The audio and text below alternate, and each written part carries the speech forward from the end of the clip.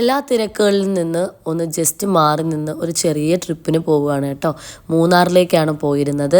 എന്തായാലും പോയിട്ട് വന്നിട്ടുണ്ട്. വന്നപ്പോൾ സുഹൃത്തുക്കളൊക്കെ വിളിച്ചിരുന്നു, ഒരുപാട് പേര് കസ്റ്റമേഴ്സ് വിളിച്ചിരുന്ന് നൂറ ആ തിരക്കുകൾക്കിടയിൽ ഇങ്ങനെയൊക്കെ ഇടയ്ക്കൊക്കെ ഒന്ന് പോകണം കേട്ടോ എന്നൊക്കെ പറയാറുണ്ടായിരുന്നു കേട്ടോ. അപ്പോൾ എന്തായാലും സുഹൃത്തുക്കളോടൊപ്പം ഉള്ളൊരു യാത്ര വളരെ മനോഹരമായിട്ട് തന്നെ ദൈവം നമുക്ക് എന്താ പറയുക നല്ല ഒരു അനുഗ്രഹത്തോടു കൂടി തന്നെ നമുക്ക് തിരിച്ചു വരാനും ആ യാത്രയിൽ ഒരു ബുദ്ധിമുട്ടും ഇല്ലാതിരിക്കാനും ഒക്കെ പറ്റിയിട്ടുണ്ട്. ഒരുപാട് സന്തോഷം. അപ്പോൾ ഞാൻ ആദ്യം വിചാരിച്ച് കാക്കച്ചി സൽമിയും കാണത്തില്ല എന്നാണ് വിചാരിച്ചത്. എനിക്ക് ഭയങ്കര സങ്കടമായിരുന്നു. പിന്നെ അവർ ഞങ്ങളുണ്ടെന്ന് പറഞ്ഞ്. അപ്പോൾ ഞങ്ങൾ മൂന്നാറുള്ളൊരു റെസ്റ്റോറൻറ്റിൽ കയറിയ ടൈമിൽ ഭയങ്കര തണുപ്പ്. അപ്പം ഞാൻ ഭയങ്കരമായിട്ട് പറയുന്നുണ്ട്, പണ്ടൊക്കെ ഊട്ടി പോയപ്പം വാപ്പ സെറ്ററൊന്നും വാങ്ങി തരത്തില്ല, നമ്മൾ ആ തണുപ്പ് ആസ്വദിക്കാൻ വന്നാൽ സെറ്റർ ഇടാൻ പാടില്ല എന്നൊക്കെ പറഞ്ഞിട്ട് ഞാൻ തന്നെ ആദ്യം പോയിട്ട് സെറ്റർ ഇട്ടുകൊണ്ട് വന്ന്. കാരണം അത്രയ്ക്കും തണുപ്പായി പോയായിരുന്നു. കടയ്ക്കുള്ളിൽ നല്ല തണുപ്പായിരുന്നു കേട്ടോ. പിന്നെ നമ്മൾ വ്യൂ പോയിൻറ്റിലേക്ക് പോയി. അപ്പോൾ അവിടെ 2 കുതിര ഉണ്ടായിരുന്നു കേട്ടോ. പക്ഷെ അവിടെയൊക്കെ നോക്കാതെയൊക്കെ കിടന്നിട്ടാണെന്ന് അറിയത്തില്ല, ഫുള്ള് സ്ഥലങ്ങളും വല്ലാത്ത ഒരു വൃത്തിയില്ലാത്ത രീതിയിലാണ് കിടന്നിട്ടുള്ളത്. അപ്പോൾ കുതിരയുടെ കാല് കെട്ടി വെച്ചേക്കുന്നുണ്ട്. നമുക്ക് ആദ്യം പാവം തോന്നിയേട്ടാ.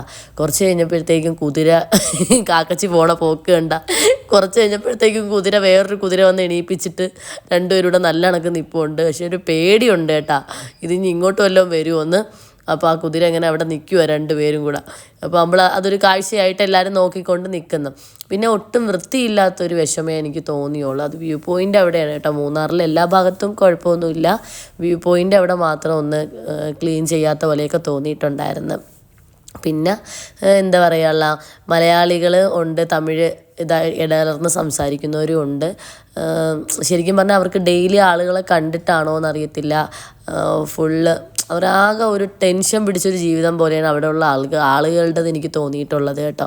കാര്യം എന്ന് വെച്ചാൽ ഷോപ്പിലൊക്കെയുള്ള ആളുകളാണെങ്കിലും ഒക്കെ അങ്ങ് എപ്പോഴും ഒരു പ്രയാസത്തിൽ നിൽക്കുന്ന കണക്ക് തോന്നും. നമ്മളിപ്പോൾ ഒരു കാര്യം സ്വീറ്റായിട്ട് നമ്മളെ ചോദിച്ചാലും അവർ നമ്മളോട് എന്താ പറയുക, പെട്ടെന്നൊരു ഗൗരവത്തിൽ അല്ലെങ്കിൽ പെട്ടെന്നൊരു രീതിയിൽ ഇങ്ങനെ സംസാരിക്കുകയും ഒക്കെ ചെയ്യുന്നുണ്ട്. ആരിൽ നിന്നും നമുക്കൊരു സ്വീറ്റ്, ഒരു സ്നേഹം നമുക്ക് കിട്ടുന്നില്ല. അപ്പോൾ പലപ്പോഴും റീൽസിലൊക്കെ മൂന്നാറിൽ വന്നിട്ടുള്ള ബാച്ചിലറായിട്ടുള്ള കുട്ടികളൊക്കെ ഇടപ്പോൾ ഞാൻ വിചാരിക്കാറുണ്ട്, എന്തോ ഇവർ അവരുമായിട്ട് എപ്പോഴും ഇങ്ങനെ കൊമ്പ് ഓർക്കുന്നതെന്നൊക്കെ തോന്നിയിട്ടുണ്ട് കേട്ടോ.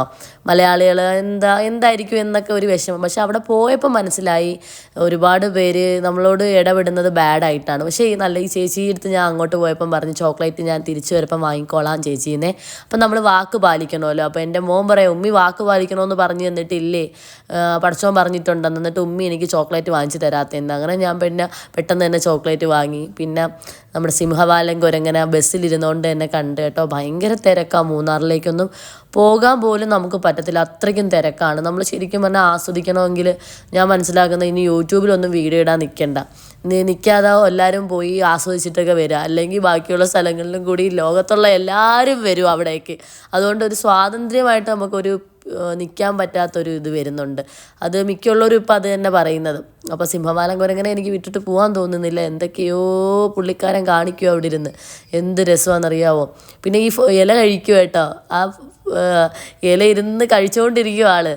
പിന്നെന്ന് വെച്ചാൽ ഇവർക്കൊന്നും നമ്മൾ വേറെ ഭക്ഷണങ്ങളൊന്നും ഇട്ട് കൊടുക്കാൻ പാടില്ല. അവർ ആ കാടിൻ്റെതായ ഭക്ഷണമൊക്കെ കഴിച്ച് അങ്ങനെ പോകും. ഞാനൊക്കെ വന്നിട്ട് ഭയങ്കര വിഷമത്തോടു കൂടി പറഞ്ഞൊരു കാര്യം എന്ന് വെച്ചാൽ, നമ്മൾ സന്ദർശകർ തന്നെയാണ് ഓരോ സ്ഥലങ്ങളും വൃത്തികേടാക്കുന്നത്.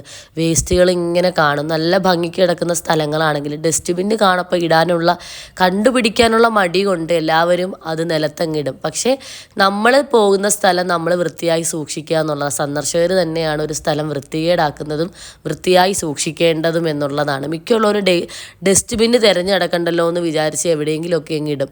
അപ്പോൾ അത് ഒഴിവാക്കിയാൽ അത്രയും നല്ല.